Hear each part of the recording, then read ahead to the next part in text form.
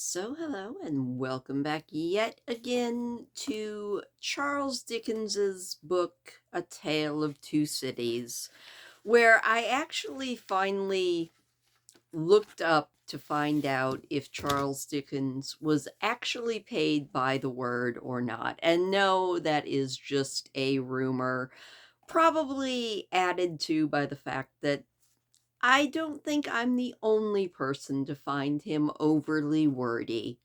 But no, he was actually paid by the installment because back in his day, or at least for him himself, pretty much all of his books were released in installments over a long period of time. They were all serialized. So you didn't get the whole book. You got, kind of like we do it on my channel, a chapter a day-ish for you guys, or back then it would have been like a chapter a week or a chapter a month, so maybe they had to have a little bit more patience than you guys do. Anyway, I thought that was interesting, and it does put to bed the whole, was Charles Dickens paid by the word? No, he just ate a thesaurus before sitting down to write his books, I guess. Anyway, that was my little side tangent. Other than that, it's still winter here, and that's making me sad. But not sad enough that we can't jump back in and read chapter 2 of book 3 of A Tale of Two Cities, and chapter 2 is titled The Grindstone.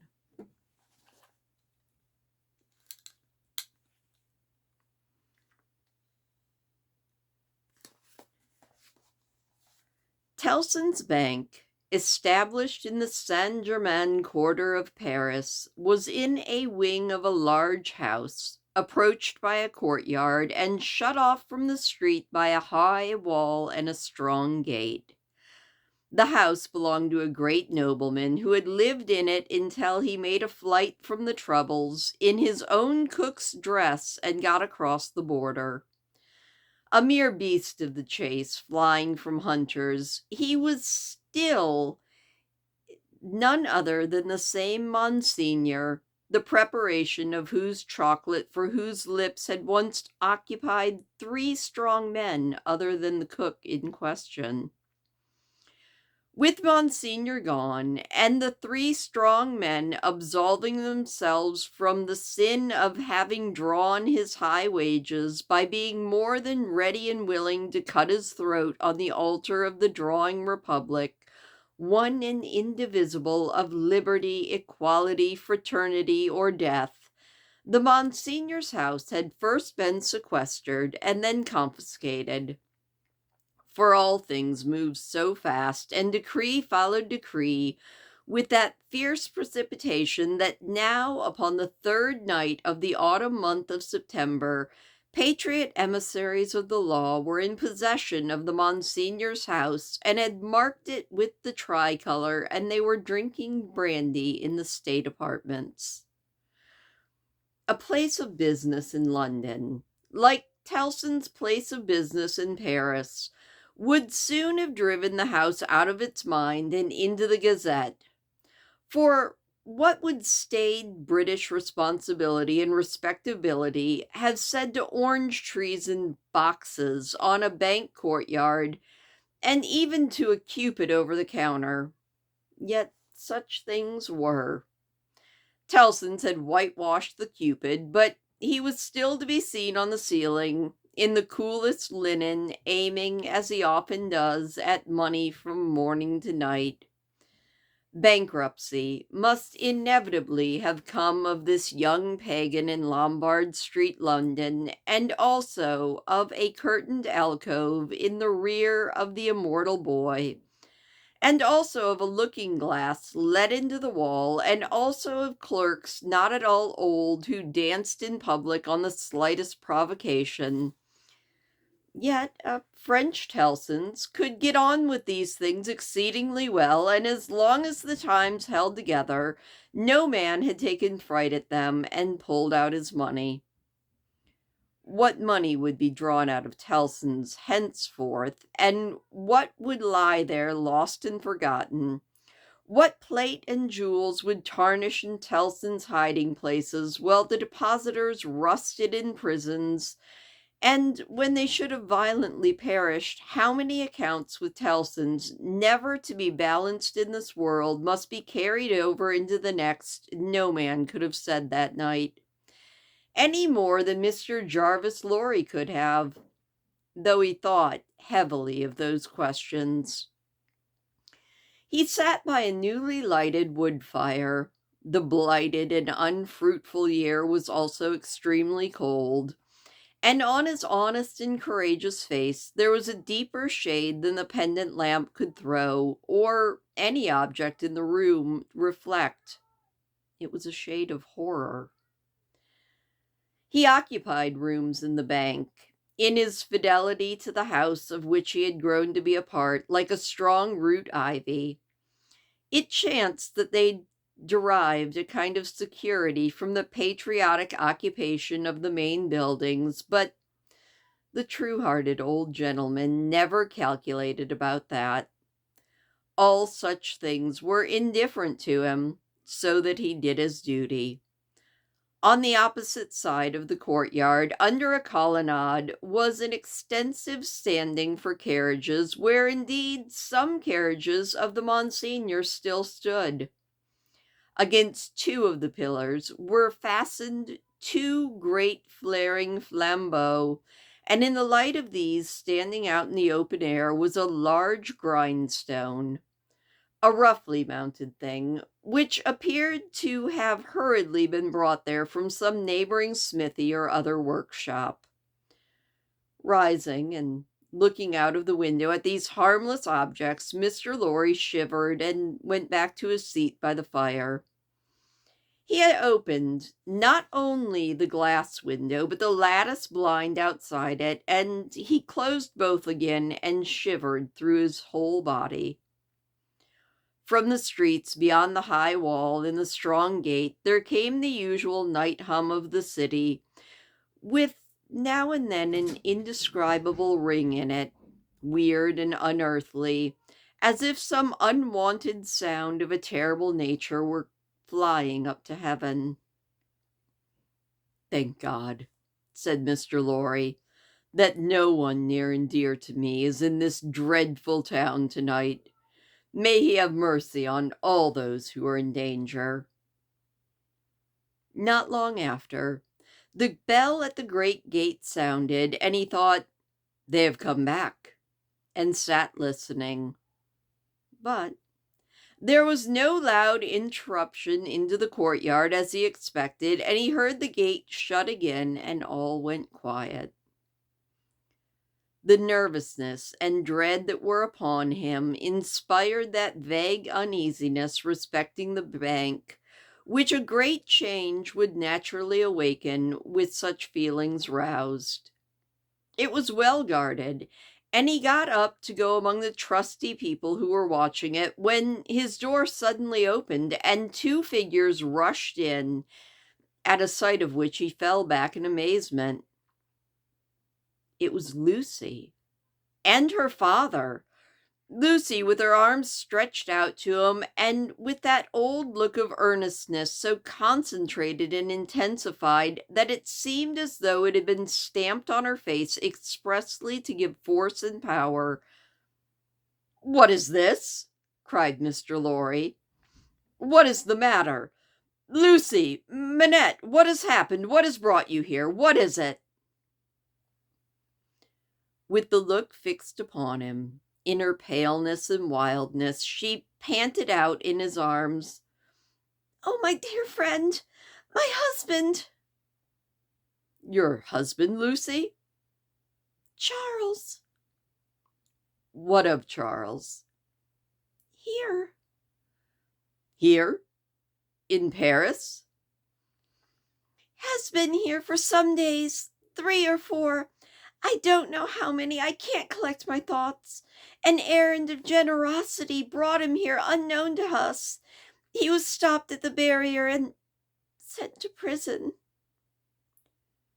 The old doctor uttered an irrepressible cry. Almost at the same moment, the bell of the great gate rang again, and a loud noise of feet and voices came pouring into the courtyard. "What is that noise?" said the doctor. "Don't look," said Mr. Lorry. "Don't look out. Manette, for your life, don't touch the blind." The doctor turned, with his hand upon the fastening of the window, and said with a cool, bold smile, "My dear friend, I have a charmed life in this city. I have been a Bastille prisoner. There is no patriot in Paris. In Paris?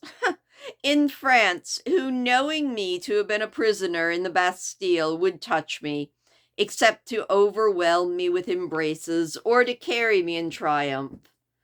My old pain has given me a power that has brought us through the barrier and gained us news of Charles there and brought us here. I knew it would be so.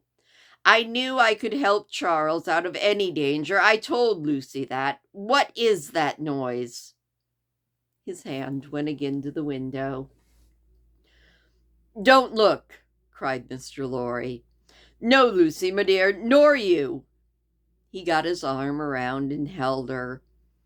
"Don't be so terrified, love.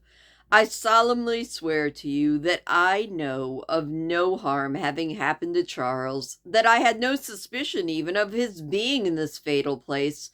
What prison is he in?" La Force. "La Force. Lucy, my child, if ever you were brave and serviceable in your life, and you always were both, you will compose yourself now, and do exactly as I bid you, for more depends upon that than you can think or I can say. There is no help for you in any action on your part tonight. You cannot possibly go out. I say this because what I must bid you to do for Charles's sake is the hardest thing to do of all. You must instantly be obedient, still, and quiet. You must let me put you in a room at the back here. You must leave your father and me alone for 2 minutes, and as there are life and death in the world, you must not delay." I will. I see in your face that you know I can do nothing else than this, and I know that you are true. The old man kissed her and hurried her to his room and turned the key, and then, hurrying back to the doctor, opened the window and partly opened the blind, and put his hand upon the doctor's arm and looked out with him into the courtyard. Looked out upon a throng of men and women, not enough in number or near enough to fill a courtyard, not more than 40 or 50 in all. The people in possession of the house had let them in at the gate, and they had rushed in to work at the grindstone. Evidently it had been set up there for their purpose as a convenient retired spot, but such awful workers. And such awful work. The grindstone had a double handle, and turning it madly were 2 men whose faces, as their long hair flapped back when the whirlings of the grindstone pulled their faces up, were more horrible, more cruel than the visages of the wildest savages in their most barbarous disguise. False eyebrows and false mustaches were stuck upon them, and their hideous faces were all bloody and sweaty, and all awry with howling, and all staring and glaring with beastly excitement and a lack of sleep. As the ruffians turned and turned, their matted locks now flung forward over their eyes and now back onto their necks, some women held wine to their mouths that they might drink, and what with drooping blood, and what with drooping wine, and what with a stream of sparks struck out of the stone, all their wicked atmosphere seemed gore and fire. The eye could not detect one creature in the group free from the smear of blood.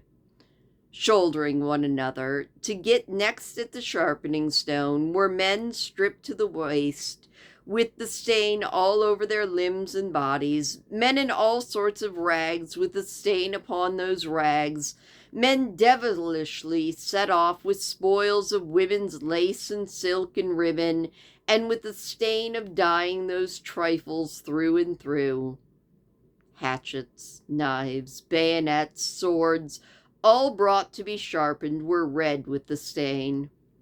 Some of the hacked swords were tied to the wrists of those who carried them, with bits of linen and fragments of dresses, ligatures various in kind, but all deep of that one color.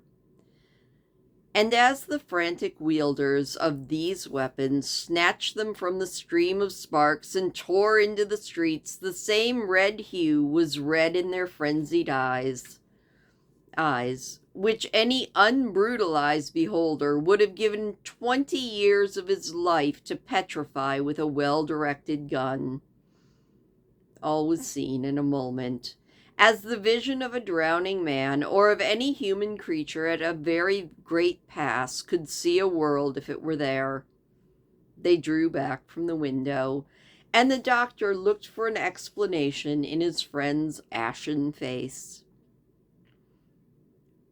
"They are," Mr. Lorry whispered, "murdering the prisoners.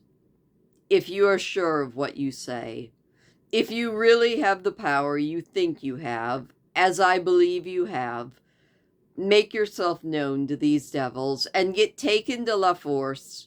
It may be too late. I don't know, but let it not be a moment later." Dr. Manette pressed his hand, hastened bareheaded out of the room, and was in the courtyard when Mr. Lorry got back to the blind. His streaming white hair, his remarkable face, and the impetuous confidence of his manner as he put the weapons aside like water carried him in an instant to the heart of the concourse at the stone.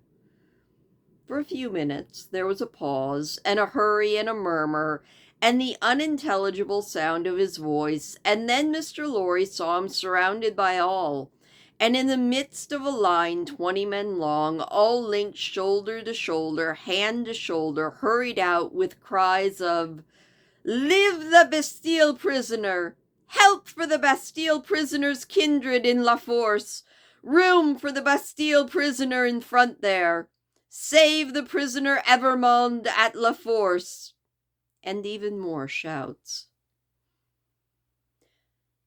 Mr. Lorry closed the lattice with a fluttering heart, closed the window and the curtain, and hastened to Lucy and told her that her father, assisted by the people, had gone in search of her husband. He found her child and Miss Pross with her, but it never occurred to him to be surprised by their appearance until a long time later, when he sat watching them in the quiet, such quiet as the nights now knew. Lucy had by then fallen into a stupor upon the floor at his feet and was clinging to his hand. Miss Pross had laid the child down upon his own bed, and her head had gradually fallen on the pillow next to her pretty charge. Oh, the long, long night, when the moans of the poor wife, and the long, long night, with no return of her father, and still no word. Twice more in the darkness, the bell at the great gate sounded, the interruption was repeated, and the grindstone whirled and spluttered. "What is it?" cried Lucy. "Hush! The soldiers' swords are sharpened there," said Mr. Lorry. "The place is a national property now, and it is used as a type of armory." Twice more in all. But the last spell of work was feeble and fitful. Soon after, the day began to dawn, and he softly detached himself from her clasping hand and cautiously looked out again. A man, so besmeared that he might have been a sorely wounded soldier, creeping back to consciousness on a field of the dead, was rising from the pavement next to the grindstone, and looking around with a vacant air. Soon, This worn-out murderer, descried in the imperfect light of one of the carriages of Monsignor, and staggering to that gorgeous vehicle, climbed in at the door and shut himself up to take his rest upon its dainty cushion. The great grindstone earth had turned when Mr. Lorry looked out again, and the sun was red on the courtyard. But the lesser grindstone stood there alone now in the calm morning air, with a red upon it that the sun had never given it, and would never be able to take away from it. And that is the end of chapter 2. So I do have to say, Charles, not the brightest for going back to France. Lucy and Dr. Manette, although maybe the doctor can get him out, but I would have feared that Lucy and little Lucy could also be taken up and beheaded as quasi-nobility. I don't know. I don't think I would travel to France, and definitely not to Paris in the midst of the revolution. It doesn't seem like a very safe place to be. So, yeah. Anyway, that is where we're going to leave it tonight. I hope that you enjoyed that chapter, at least a little bit, and I will see you tomorrow. Don't forget to hit the thumbs up on your way out, because it does always make me smile, and have a great night.